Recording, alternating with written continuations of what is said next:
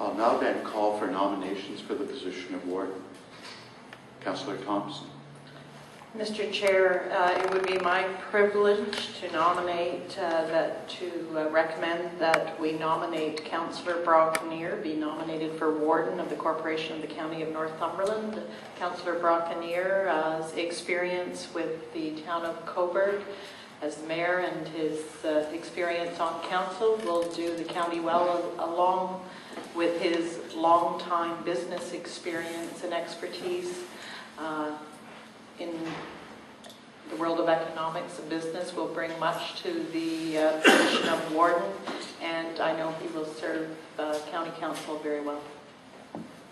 Councillor Brocanier, do you accept the name being put forward? Mr. Chair, I do accept. Thank you. I'll then ask, are there any other nominations for the position of warden? I'll ask a third and final time for any nominations for position of warden. Okay. I now have a motion from Councillor Thompson, seconded by Councillor Wallace, that nominations for the position of warden be closed. All those in favor? Opposed? None?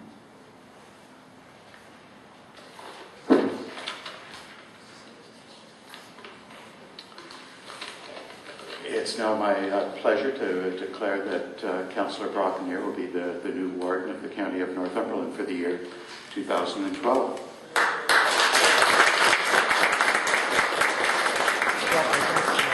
I just felt that the timing was right. I wanted to get more exposure to all of the different departments in the county. The county, performs a very valuable function for every municipality.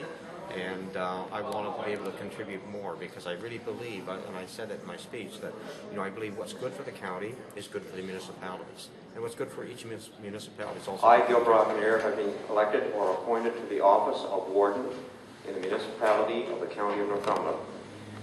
Do solemnly promise and declare that I will faithfully and impartially exercise this office to the best of my knowledge and ability. I have not received and will not receive any payment or reward or promise thereof for the exercise of this office in a biased, corrupt, or in any other improper manner. I will disclose any pecuniary interest, direct or indirect, in accordance with the Municipal Conflict of Interest Act. I will be faithful and bear true allegiance to Her Majesty Queen Elizabeth II, or the reigning sovereign for the time being, and I make this promise and declaration conscientiously believing it to be true and knowing that it is of the same force and effect as if made under oath. And I'll now sign it. Well, I think I bring a lot of experience, political experience for sure, as well as my business experience and my strong focus on economic development. And when people talk and say, what are the big issues? I just tell them I can sum up the big issues in one word, and that is jobs. And so that's what we need, not just in the municipalities, we need it right across the country. First of all, I want to thank Councillor Thompson for her very, very kind words on my behalf, and I also want to thank the rest of Council for their support and their confidence in me for this very important position. Some of you have been in this position and know full well the commitment required to represent the County of Northumberland, and I can assure you that knowing the importance of the role of the warden, I am prepared to represent the county to the best of my ability. It does promise to be an interesting year with some of the items that will be addressed through our strategic plan for the next 3 years, and I'm sure it came as no surprise to any members of County Council that economic renewal and prosperity rank #1 on our list of focus groups. It is my hope that through a strategic focus and measurable targets, we will see good progress and positive returns in all 3 sectors: agriculture, tourism, and manufacturing. Under sustainable infrastructure and services, we have already begun the process in several initiatives, as we have already begun a strategy for a much-needed 5- and 10-year operating and capital plans. It is encouraging for me to see all 7 members of County Council recognizing the importance of financial planning for both capital and the building of our reserves. We are moving forward with the relining of a section of the Brighton landfill site, which is essential to buy us the time to develop and implement a long-term waste management master plan. Now, this master plan, although it will not be completed for another 18 months, it could conceivably be the most controversial issue on our horizon. Support of communities is a third area of focus, and there are initiatives in social services that I have discovered through my past year of experience in social services that are essential to a healthy community. The endless list of partners and support agencies are evidence of the important services we provide. And I feel confident about moving forward in this area, as all of County Council recognized one area of need when we recently approved a motion to take advantage of a one-time notational funding for investment in affordable housing. This initiative will bring 30 new affordable housing units to the County of Northumberland. The fourth area of our strategic plan is making the county an employer workplace of choice. And this is the one I feel most confident about. It's the easiest to achieve because so much work has already taken place. Now, one of the key factors in my decision to run for warden was the opportunity to work closely with more of our highly qualified and dedicated employees that have already demonstrated their commitment to the highest level of service through their teamwork and their voluntary completion of a management training program. In closing, we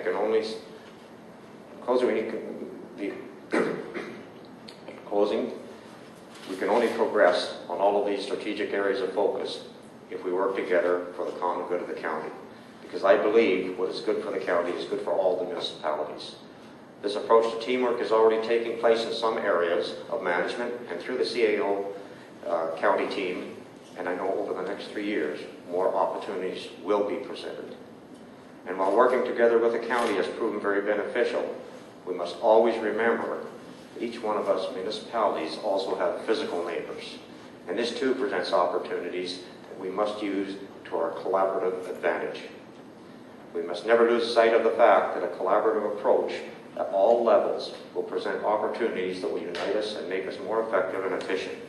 And that is what the public expects us to do. The big challenge is in economic development. We've got a relatively high unemployment rate in the county, and so we have to start working at getting those people to work. We also have a relatively low education level in the county, and we have the statistics to prove that. And so we've got to do something about getting the people educated past the high school, get them to complete high school first of all, then get them educated even past that to post-secondary education. I also see a need to start developing a lot of trades people in the county. That's something we're short of. I see a great need in social services.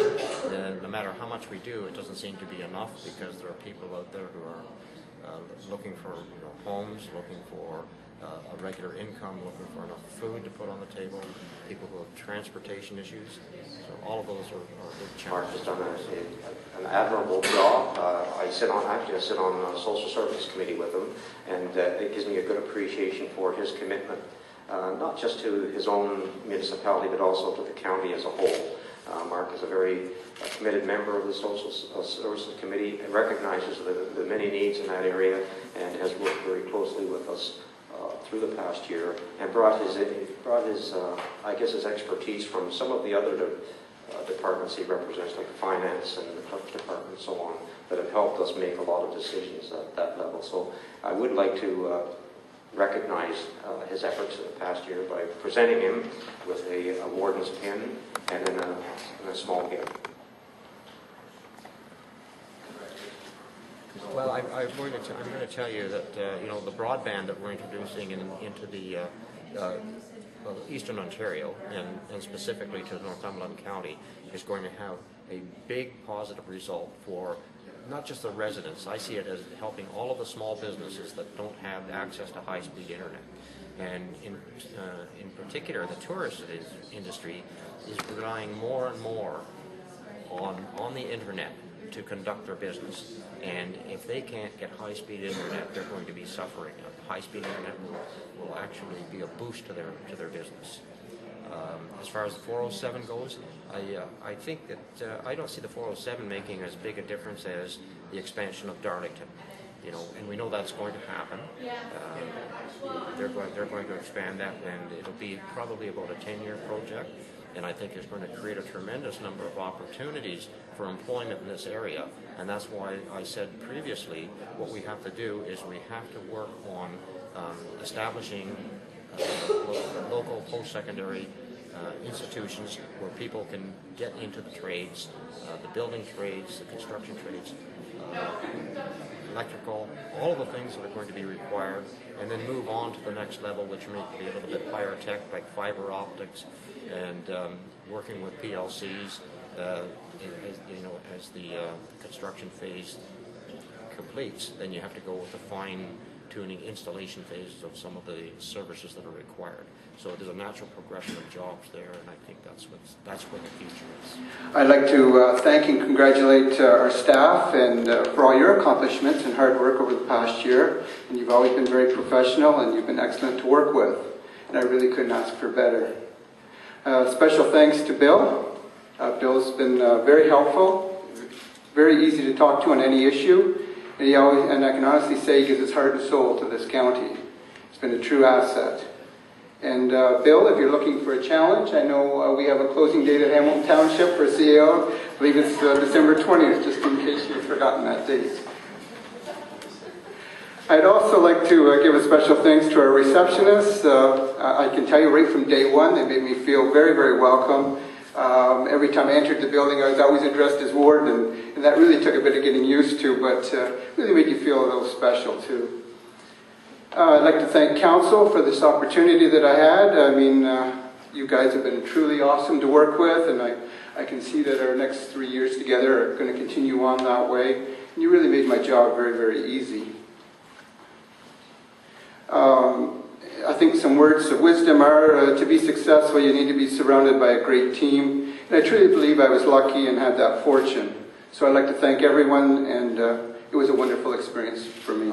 So thank you. First of all, I'd like to comment on our council. We had a new arrangement this year where the election was quite early, and it was in October. It was the first time ever. And it was really interesting that we had time in November for councils to do their orientation. So we had 3 new councillors, and we really had a very good window for them to come in and be oriented by county staff, and a tremendous commitment. It's a huge job to be brought up to speed on all the various areas of the county's departments, and really want to thank our new councillors for their time commitment. But it allowed us to get off to a running start on January 1st, literally, with budget. We brought all the councils together in a session that was facilitated by Dick Tyndall at the Keeler Center, when he talked about the role of the council, the role of staff, effective council meetings, strategic planning, and a number of other things. And senior staff were there, and all of our local councillors from all our 7 councillors were there. When we look specifically to the county's accomplishments, I think to use a sports analogy, this was a year of just dozens and dozens of singles and doubles, as opposed to a couple of Grand Slam home runs. And I think there are a couple of reasons for this. One, we had done a lot of master plan work over the last number of years. An example would be the Forest Master Plan that set out general guidelines, and then we're into implementing and things such as trail signage and whatever. And finally, we really had our staff together for the first time, sufficient staff to get to very, very important things such as, a fully staffed finance department that could work very closely with each of our operating departments to develop really detailed business plans, monitor budgets, things like that. We always did that before, but it was tough with being somewhat short-staffed in a couple of areas, but it's been good that way. So I know when I went through the departmental lists of the priorities, I had 3, 4, 5 pages from each department that I tried to condense down to a single overhead. As far as overall accomplishments, Council made a very important step this year in that they set a 4-year budget strategy. In other words, something they would strive to stay at or below each of the 4 years. We've developed very detailed budgets for these 4 years. For this year, 2011, our levy increase was 2.34%. and we look to be on target to be under 2.5% again for presentations for council in January of next year. Importantly, our budget maintained all the existing programs, plus it included a number of new strategic initiatives. There was very detailed long-term reserve and debt strategies, and one important thing we did is increased our reserves by $3.3 million in 1 year, which is really quite considerable. Almost, I would guess, about a 25 to 30% increase in our reserves in 1 year to get towards our target. We also importantly developed a strategic plan for council to guide it and staff through the rest of the 4-year term. To go department by department, I'll start with the Golden Plough Lodge. One of our major initiative there, one was the Eden model of care, but another important one was to start to refurbish the various areas in the Golden Plough. By that, painting, decorating curtains, new furniture for residents in their resident areas and in their dining rooms to make it more of a home-like atmosphere. In the Macmillan Courtyard, we replaced the gazebo there, put a water feature and redid the landscaping. A really nice touch was a veterans display case, and I'll show you a picture in a minute. And this was championed by actually one of our residents, the chair of our residents committee, John Beecham, who took a personal interest both financially and leadership in designing and being there through all the building of the display case.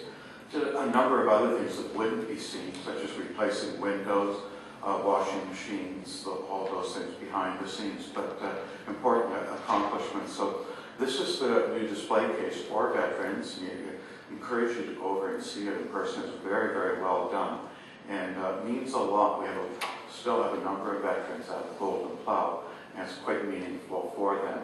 Again, what we tried to do was make our residence areas just as home-like as possible. So, literally they're feeling like they're in their own private dens. Switching over to transportation and waste, we were able to complete pavement rehabilitation to almost 7 kilometers of road and some overlays, so preservation projects on another 8 kilometers. In addition, we did 126 kilometers. Now, for me being an old imperial person, that's 90 miles of resurfacing that our in-house staff did, tar and chip, and most of it was for our member municipalities. We do it at about a savings of 15% for our member municipalities, tar and chip their roads. We completed the 401 detour project. You can see 4,000 meters of guide rail to improve safety, 50,000 meters of track sealing to extend pavement life, some bridge repairs. I neglected to include on this the important work on Road 25 leading to the Cobourg Industrial Park that is not finished yet, and some pre-engineering work on bridges. And importantly as well, some joint tenders where we work together with our municipal partners to try and affect savings by having larger cooperative tenders. We had 3 key new positions: a project engineer position, a mechanic that's going to lower our repair and mechanics costs, and survey design technician. So a big year from them. I know these might be a little bit difficult to see, but we can see in the top left, we completed the cycling master plan. We're now going out to our member municipal councils to get their endorsement of the cycling plan. All the signage is up. You can see improvements there at Dale Road, the intersection there. A lot of work done in our GIS system, which helps with our plan. We've worked very closely with our member municipal partners there.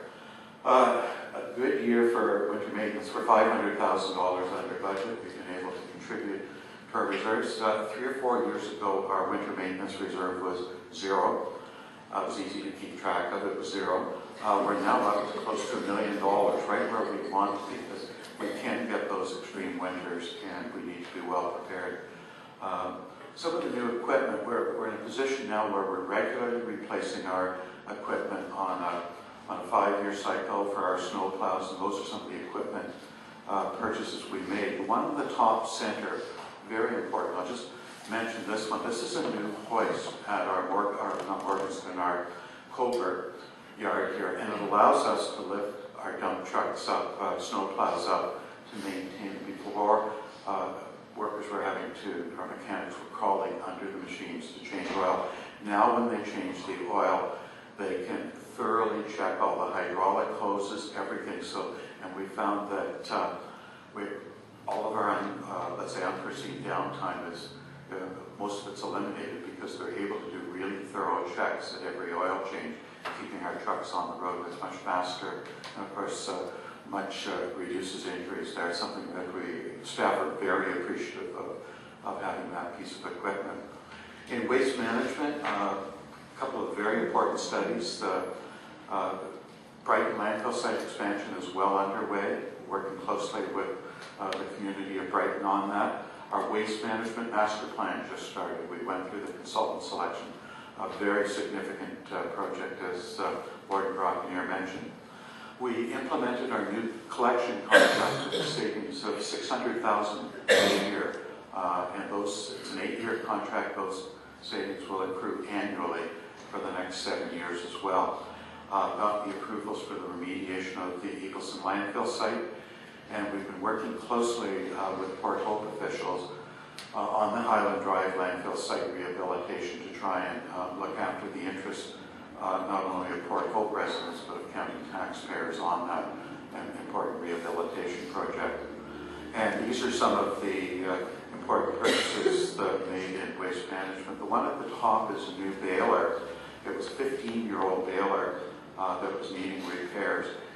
And with the new technology, new baler, we're actually able to compact things twice as much. So we're having 50% of the number of trailer loads going out to the marketplace. We literally cut our transportation costs in half, taking things to market where we sell all our recyclables. We sell about $2.5 million worth of recyclables, 2.6.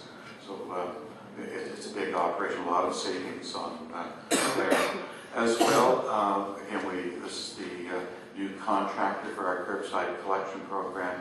I mentioned earlier, $600,000 annual savings with that contract. We redesigned it so we could get better bids from our suppliers or the contractors out there. Oops, this is frozen. Okay, there it goes. Another important event for us, we always have the county cleanup challenge, and this is an event that we recognize the volunteers out at the MRF. For the last 3 years, our participation has doubled each and every year. This year, I think we allowed for about a 60% increase in number of people, more than doubled. We actually ran out of food at the event, but our staff put a lot of effort into it. You can see the guided tours that take place through the MRF. We had more than 700 residents come up, really busy all day long. MRF statistics, I think these are important for our taxpayers, not just with the work that we've been able to do over the last couple of years that Council authorized. You can see I highlighted in red a couple of the figures. Residual is down by 1/3, 32%, the top line. The number of tons marketed, we're able to capture more recycling, is up by 45%. And again, these are big revenues for us. $2.5 million a year is our total sales. The next line down in red, our cost per ton went from 89 to 10. And you can see at the bottom, the residual going to landfill went from 36% to 16%. And this is important because we don't want to fill up our landfills. Anything we can do to preserve landfill space is quite important. So a lot of good things happening in waste management. As well in facilities, which is part of transportation and waste management, replacing all the refueling depots. They were 20-year-old facilities at the end of their life. You can see in the top left. And we're replacing the 55-year-old single-pane windows at the county courthouse down the road. And it should be finished, I think, within about, I don't see Mark here, but in the next 2 or 3 weeks we'll have the front canopy. We're looking at quite reduced energy costs as a result of doing this. In community and social services, I could have had 6 overheads. I put 1 here. Then numerous projects that they've done in the areas of income services, employment services, children, and housing services. A number of important policies, the hoarding policy. We've seen what's happened in Toronto with a pretty tragic fire that took place in the social housing unit there. A lot of other policy work and work with our social housing units that we operate. Developing a number of volunteers with a significant volunteer program for Food for All warehouse and funding support. Council's going to see that our budget is going down by about $50,000-$60,000 because we're now in a more public location. People come through, and a lot of people are saying, we like what you do, and we donate money to you. And we're getting a lot of volunteer contribution, a lot of volunteer work there. We did open up 24 affordable housing units at Dr. Power's school. And community and social services, Mark Derrick is a real leader in developing programs, whether it's performance development, attendance management, succession planning, important thing that was piloted in community and social services and is being now rolled out through the entire county. And a number of other things. We are hosting community capacity building events where we bring all of our not-for-profit agencies in and we work with them to upgrade their skills and make them more effective with us. Another important project, Northumberland Cares for Children, community hubs. As I said, I could have had another 4 pages here for social services. Another big year for economic development tourism, as Warden Mark mentioned, this came to the top in our strategic planning. We went out and won the bid to house the regional tourism organization, the RTO8 staff, the provincial staff. And that organization provides tourism services for 5 municipalities, including the county. We felt it was important to have them located with us. We would have the inside track on what's happening. We could develop a very close relationship with them. We're very pleased that they're here. We provide all the support to them, HR support, payroll, finance, etc. We're doing a lot of work on tourism. It's proceeding, 2 or 3 major initiatives there. The third bullet there is the online tourism reservation system. Nothing existed here. The private sector wasn't moving on this. So this is an online service for all of our tourism operators where people can come and go online and book, look at what's available as far as accommodation, events such as theater, golf courses, all cultural events, and book them all. And this has worked out very well and seen as the best practices literally across Canada. Open Minds, we won a national award for this. EDAP is the Economic Development Association of Canada. There were 160 applications from across Canada. Our Open Minds agricultural initiative, where we brought together agricultural providers, whether it's farmers, processors, together with high school students to make them aware of careers in agriculture, won first prize across all of Canada. A number of other projects. We have our BR&E project in agriculture, where we're taking the lead on behalf of 9 communities. All the counties from Frontenac through to the city of Port the Lakes are doing a BR&E project. We're the lead on that. And again, Tristan McAllister presented in Ottawa this week, and it's a number of other places. Probs are looking to see what we did there and how they can roll that out. Some other initiatives. The Try Manufacturers Training Initiative, we got $500,000 for 3 counties. $500,000 came to local manufacturers for training their employees. And of course, the regional and the Eastern Ontario Regional Network is underway. Rural Connections 2 is complete. On the EORN project, a week ago, we announced that the Brighton area will be serviced. That's started. The contract has been signed. And next Monday, the 3rd contract will be announced and awarded next Monday. And it includes all of Cobourg, Port Hope, all the way through to Cobourg, and up into Alnwick-Haldeman, bringing high-speed internet there. The final contract, which is the top of Alnwick-Haldeman and Hamilton, will be awarded in about another 2 or 3 weeks. So a lot happening there.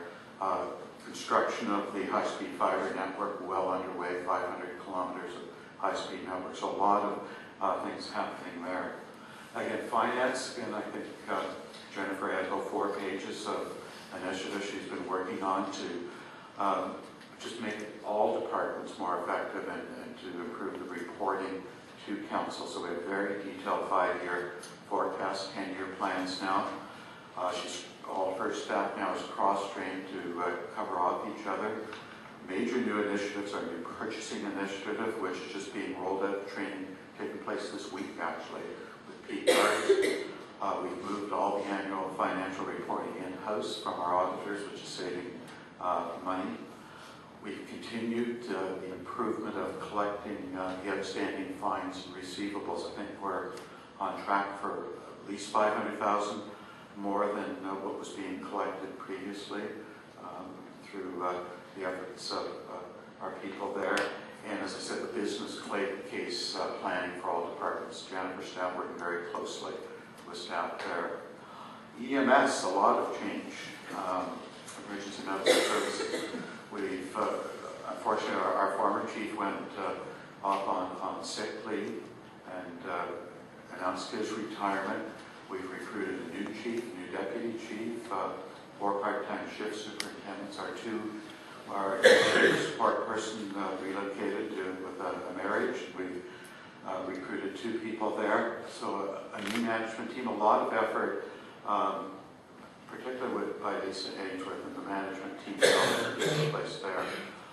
We've rewritten our deployment plan, how we deploy our ambulances to reduce response times, and we replaced 3 ambulances today, or this year, not today, and a number of EMS-based improvements.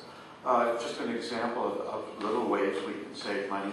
We're now doing all of our laundering for our paramedics through the Golden Plow Lodge, which is saving us money each and every year. That's an example of all those little things that can add up. Human resources. Lisa did double duty for 9 months. That's EMS, a very tough area. She was acting chief. We didn't let her use the whistles and the bells and the sirens, but she did everything else that a chief does.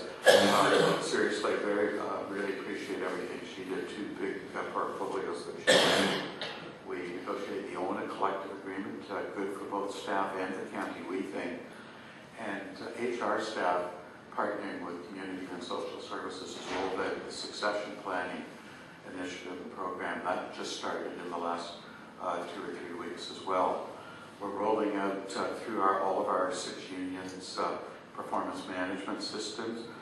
There's a wellness committee that's established, training programs. We now actually have 4 loyalist programs for different loyalist college programs for developing our staff that are up and running. And a lot of work done in response to new legislation on workplace bullying and harassment, training seminars, etc. So a lot of work there. Finally, corporate services, which CAO and Clerk's area on the county forest. We've been building trailheads and parking lots for the new trail system. Trail signage has gone up through our volunteers, with our agreements with our user groups. They're actually going and doing it for us, saves us money doing that. We have a new policing agreement with Almere-Colman. We're pleased to have, and a lot of restoration work is taking place at the county. Records management, a new corporate records system has been implemented, will be finished in the next month or so.